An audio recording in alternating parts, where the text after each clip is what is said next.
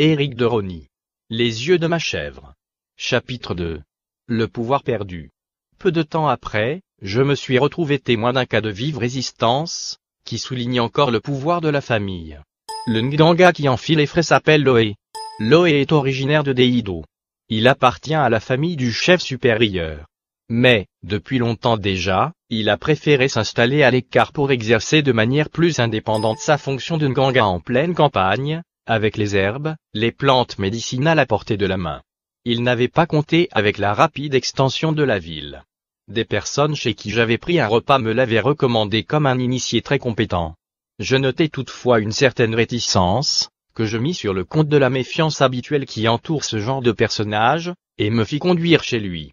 Loé fait contre mauvaise fortune bon cœur et continue à se considérer comme le seigneur des lieux. Il a bâti une chapelle pour les fidèles de l'église baptiste camerounaise à laquelle il adhère. C'est un homme entreprenant.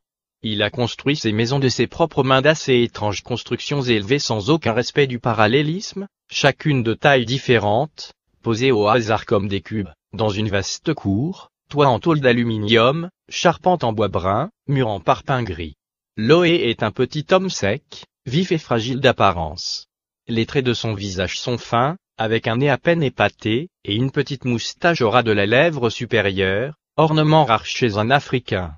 Comme son teint est relativement clair, je me demande si on ne trouverait pas dans ses ascendances un quelconque navigateur, portugais, français, allemand, comme il en est en passé par ce port depuis 2 siècles.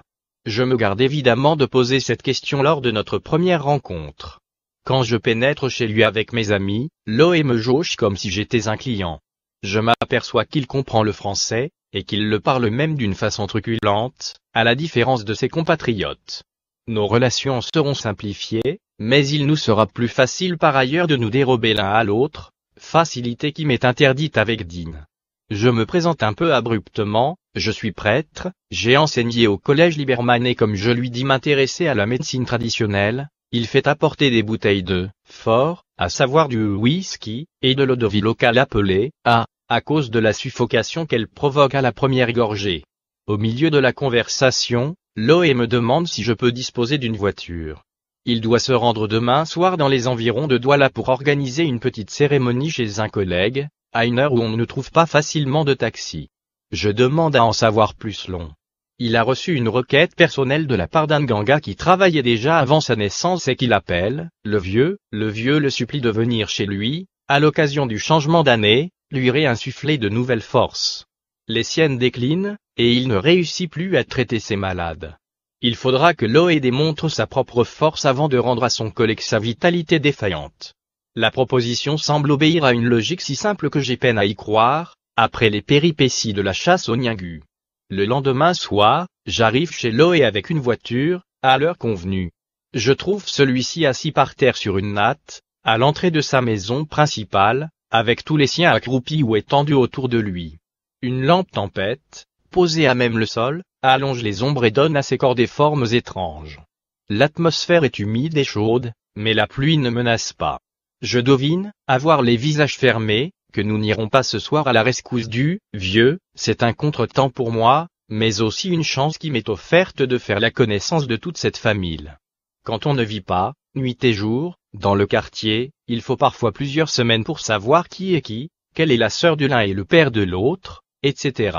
Enquête d'autant plus délicate qu'il serait, grossier, de poser des questions trop précises. Les présentations n'étant pas d'usage, je m'assois discrètement à côté de Nkongo, disciple d'une Nganga Loé, qui me fait faire, à voix basse, la connaissance de chacun des membres de la famille. Il m'apprend que Loé a épousé 4 femmes. La première est morte et la troisième l'a quitté. La deuxième et la quatrième sont présentes. Elles lui ont donné chacune un enfant. Une distribution facile à retenir, 4 femmes, 4 enfants, 2 garçons et 2 filles. La première fille, absente ce soir, a mis au monde 2 bébés dans des temps rapprochés, avec 2 hommes différents. Elle n'est pas bien vue de la famille, commente Nkongo. Les 2 bébés sont les bambins nus qui grimpent sur les dos, trouvent ici des genoux, là un sein, hurlent à la moindre contrariété, et abusent d'un exceptionnel climat de tolérance à leur égard. Car l'attention du groupe est fixée ailleurs, sur un couple, le frère aîné d'une Nganga et sa femme.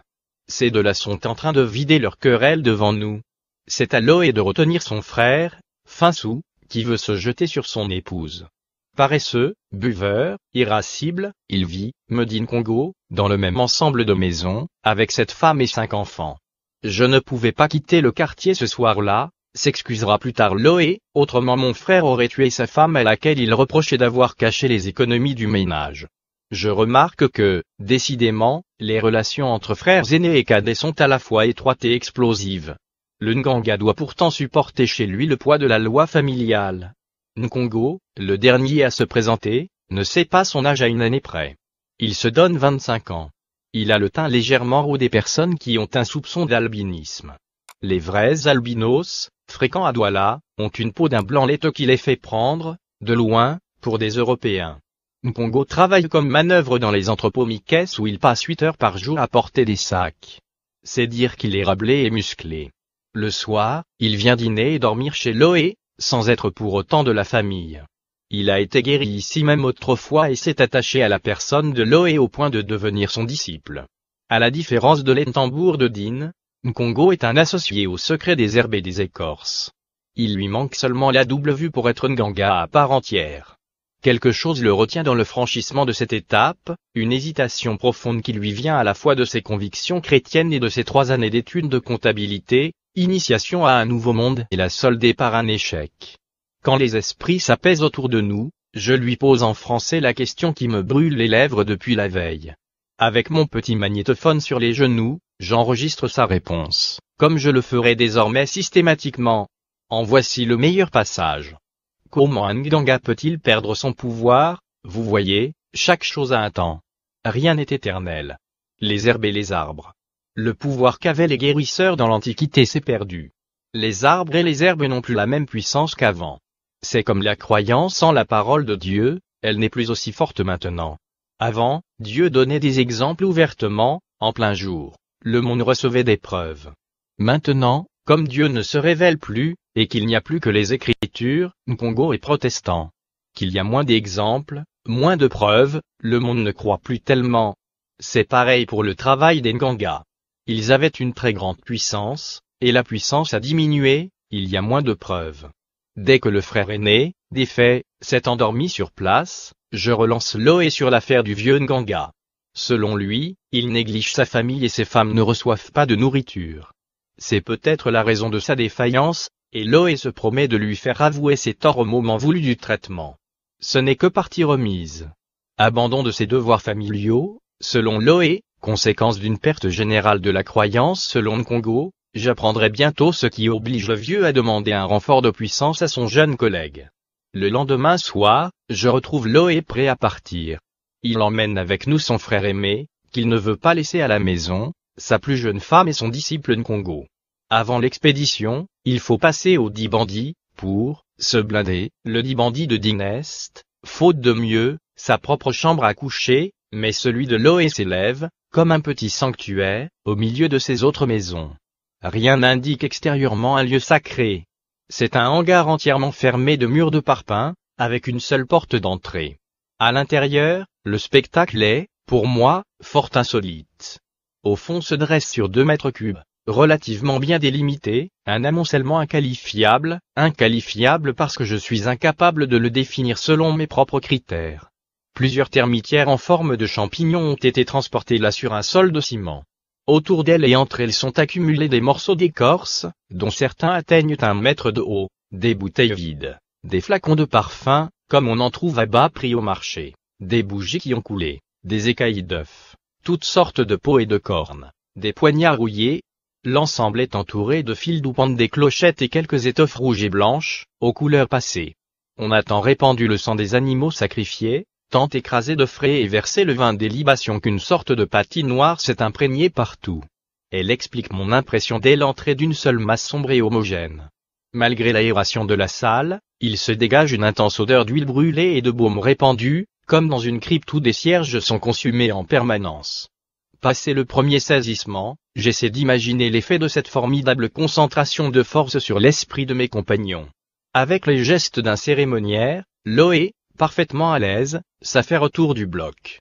Les autres se tiennent debout derrière lui, sagement, sans montrer de signes de crainte ni même de respect.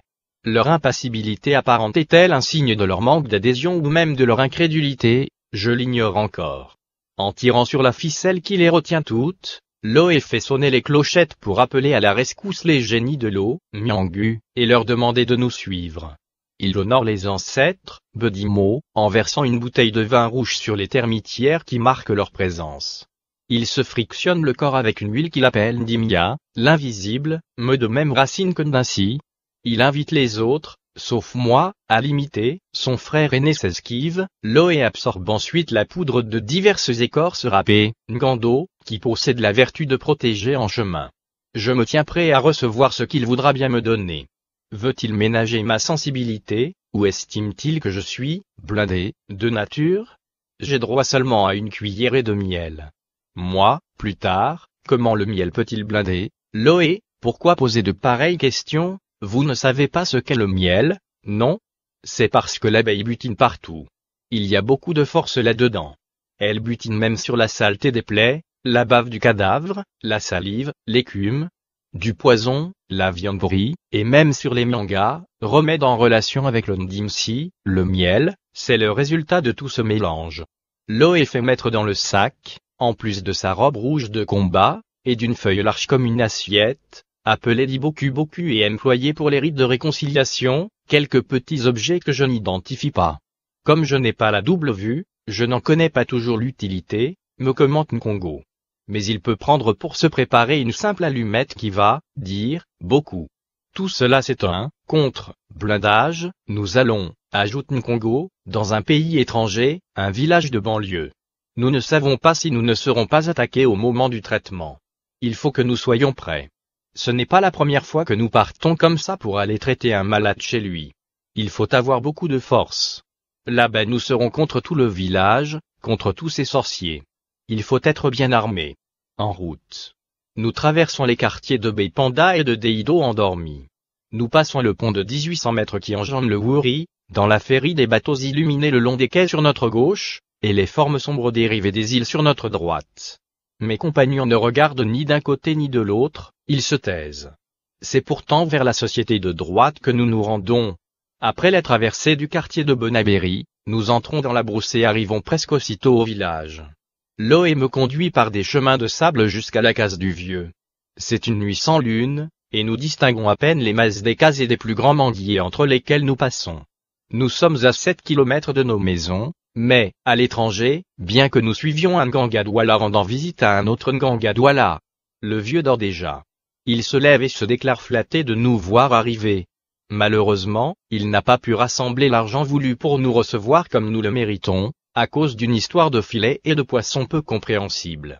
Alors, sans argent, entre Nganga, le traitement risque d'être compromis.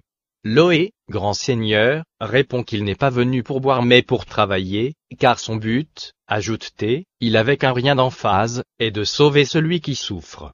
Sur ces mots, le chef du village fait son entrée. Contraste. Autant le vieux Nganga paraît chétif, réduit à un frêle assemblage de quelques os, avec toutefois 2 yeux bruns malicieux perpétuellement en mouvement dans une tête de mort, autant le chef en impose par sa stature, l'harmonie de ses traits et quelque chose de droit dans le regard. Je suis immédiatement subjugué. À ma surprise, il va s'asseoir en retrait.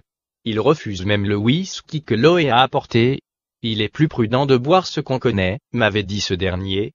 Soudain la porte s'ouvre violemment. Le fils du chef fait irruption, il proteste contre cette réunion et ce traitement dont il n'a pas été averti. Lui et son père sont d'ailleurs de la famille du vieux. De quoi souffres-tu? Et le vieux de répondre ironiquement, mes parties ne fonctionnent pas bien, j'ai fait venir un médecin. Qui est ce blanc que tu as amené avec toi? Demande le fils du chef, en se tournant vers Loé. Avant que je puisse répondre, Loé explique que je suis son ami. Je vais souvent chez lui, je m'intéresse à ce qu'il fait et je le suis partout où il va. Puis il donne à nouveau les raisons de sa venue. Il a l'intention de laver le corps de cet homme qui se plaint de perdre son pouvoir, de le laver de la malchance. Mbeagnolo, un voisin arrive en demandant la raison de ces éclats de voix. Il s'étonne de ce qu'on fasse venir un Nganga, alors que d'habitude le malade se déplace lui-même. Loé explique patiemment qu'il est là pour apporter la paix dans la famille.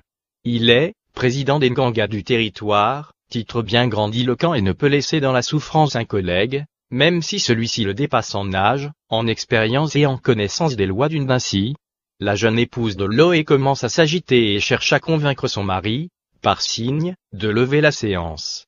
Une vieille voudrait intervenir, mais on la fait taire, parce que ce n'est pas le moment pour une femme de prendre la parole. Le sous-chef du village parle à son tour. Son intervention nous révèle ce que tous les autres savent depuis le début, les vraies raisons de l'opposition familiale aux actes du vieux. Nous apprenons qu'il héberge depuis peu une femme malade. Or, pas plus tard que la semaine dernière, l'enfant de cette femme mourait à Douala. On accuse le vieux d'avoir fait un pacte avec le mari, d'avoir acheté l'enfant au prix du rétablissement de sa femme. Mpongue me fait un commentaire sibyllin dévoilant les dessous de toute l'affaire, l'enfant qui est vendu n'est pas réellement mort. On lui a seulement retiré le souffle et on l'a enterré. Mais il n'est pas parmi les ancêtres, Bedimo, il vit dans le Ndinsi. Il aide son nouveau maître le vieux Nganga en travaillant pour lui. La position de la famille est la suivante, un Nganga qui tue quelqu'un perd automatiquement son pouvoir. Cela est bien connu, c'est l'interdit numéro 1, la ligne de démarcation qui le sépare de son contraire, le sorcier. Et, en devenant sorcier, il perd du même coup ses capacités de guérisseur. En laissant soigner le vieux, sa famille donne raison à la rumeur publique. On saura qu'il a fait venir un collègue pour lui redonner ses forces honteusement perdues. Le vieux proteste de son innocence. Le fils du chef, décidément fort agressif, s'en prend à lui avec violence, rappelant que ce n'est pas la première fois qu'on le soupçonne de tuer. Lui-même, se sent en danger de mort. J'entends l'expression « Oh Mapula Bwamba, tu veux me tuer ».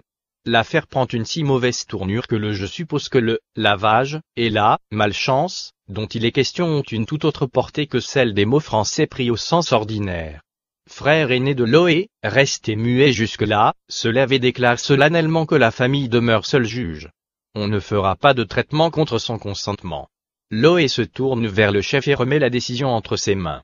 Le chef nous signifie aussitôt notre départ. Même si Loé entreprenait le traitement, ce serait peine perdue. Inutile de gâcher son talent. Il consent à reconnaître que nous ne sommes pas venus avec des mauvaises pensées. Autrement nous ne serions pas sortis d'ici. Que Dieu vous remmène. J'interviens alors pour me présenter plus précisément et expliquer les raisons de mon ignorance. Je le fais le plus calmement possible dans mon douala encore balbutiant, pour dissimuler plutôt ma déception que mes craintes. En effet, je me crois, blindé, invulnérable parce que je suis prêtre et blanc. Je me propose de revenir une autre fois et de jour les visiter. Le chef prononce à mon endroit le seul mot chaleureux de la soirée, vous serez reçu comme mon fils. Le tout s'est déroulé presque rituellement, à la manière d'une palabre officielle. Le chef a choisi d'adopter au début une attitude réservée pour laisser chacun prendre la parole. Sa décision finale décrétant notre départ est tombée comme une conclusion logique et inévitable, sans qu'il ait eu besoin apparemment de prendre parti.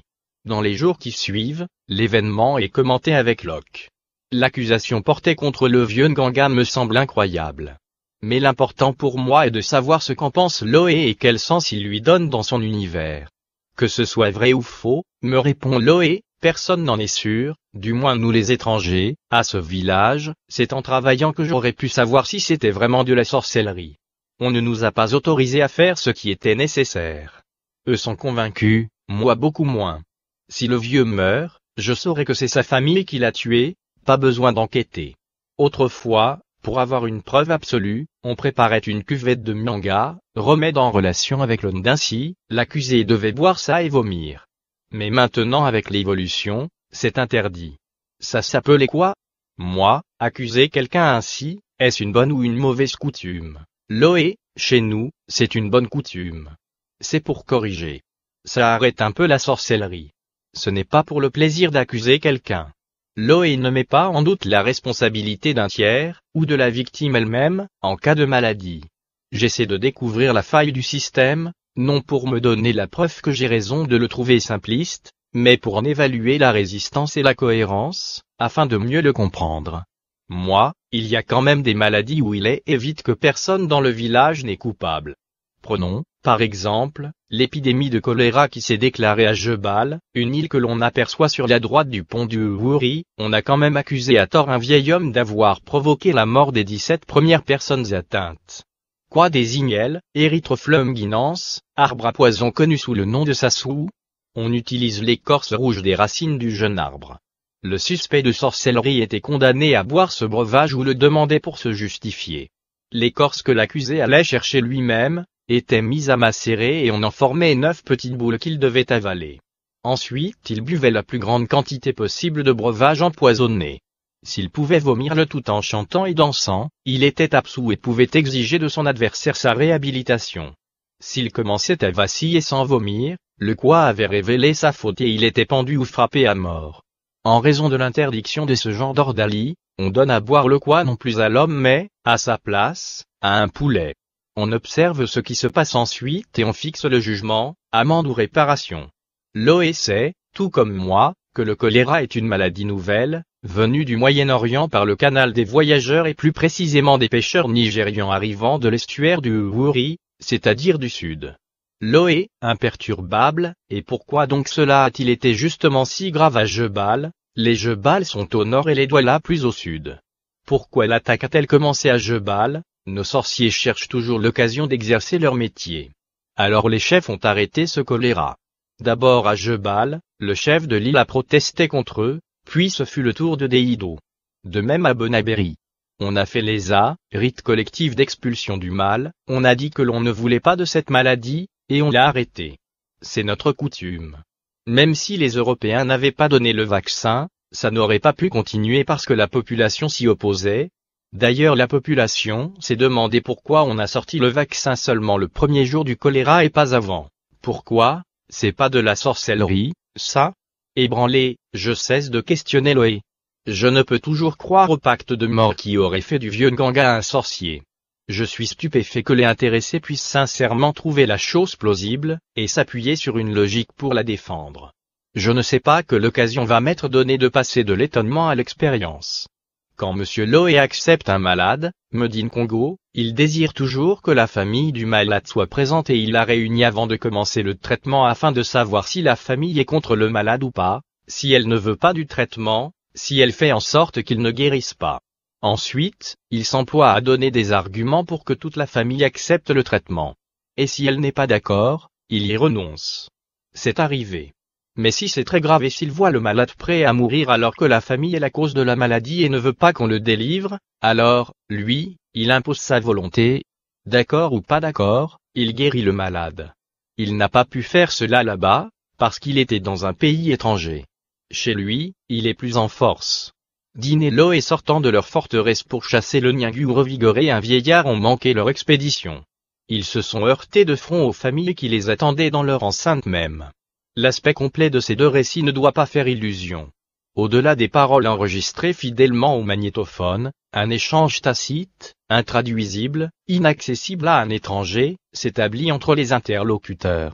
Si je n'ai pas pu percevoir la communication au-delà des mots, du moins en ai-je reconnu l'existence. Atteindrai-je un jour ce niveau de perception? En tout cas, il m'est peu à peu mais clairement apparu que les familles refusaient d'entrer dans le processus du traitement, c'est le petit progrès que j'ai accompli. Deux forces sont nécessaires pour conjurer ce type de maladie qu'il est convenu d'appeler, envoûtement, la famille et le Nganga. Si un conflit naît entre elles, au point que le Nganga ne réussisse pas à s'attirer assez d'alliés chez l'adversaire, le traitement est impossible. Peut-on soigner une personne contre la volonté de sa famille? Fin du chapitre 2. Les yeux de ma chèvre. Sur les pas des maîtres de la nuit en pays Douala.